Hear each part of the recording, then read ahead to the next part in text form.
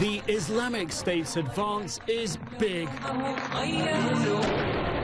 They're destroying anything, even mosques, that don't conform with their puritanical brand of Islam, forcing everyone, Muslims, Christians they conquer, to convert to radicalism or die. What makes this advancing army different to others? They are brazenly documenting their own war crimes. Not just brutality that beggars belief, but a staggering statement they don't ever expect to be held to account. In January, they consolidated their grip in the west of Iraq, reaching Fallujah, barely half an hour's drive from the capital, Baghdad. In June, from bases in Syria, they swept into the north of Iraq, taking the city of Mosul and Tal Afar, and then pushing further south, contesting the oil-rich town of Beji and further towards Baghdad. In the past week, they've begun what appears to be a massive consolidation, a new land grab in the north, forcing 200,000 minority Yazidis from their home in Sinjar here, and contesting this strategic dam in the north, providing electricity to Mosul and other areas, as well in the past few days of uprooting about 100,000 Christians from their ancient hometown here, forcing them towards Erbil. What is particularly worrying, the Islamic State's gains over the past week have not been over the weak and ill-disciplined Iraqi army that fled their advance earlier this year, but against the respected and strong Kurdish Peshmerga fighters.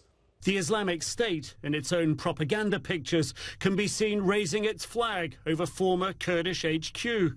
It has the international community worried. Not only have IS fighters become better experienced, more battle-hardened, ideologically more passionate about the cause that they're fighting for, they've also been picking up huge caches of weaponry. The same pictures show the Islamic State advancing in an array of expensive new land cruisers, deploying rocket and mortar teams to back up the frontline fighters, just like a regular army.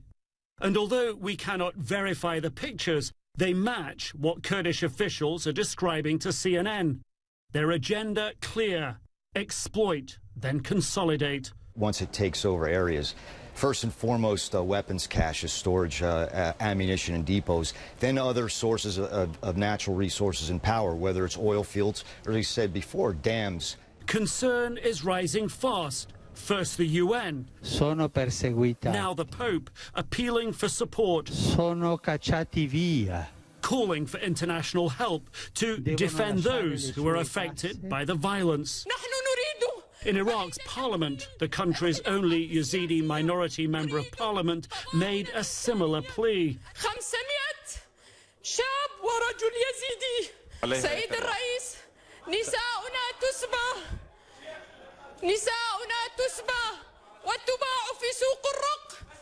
The test is going to be if and for how long Kurdish Peshmerga forces can hold out, protecting not just their own region, but Iraq's minorities, Christians among them. Nick Robertson, CNN, London.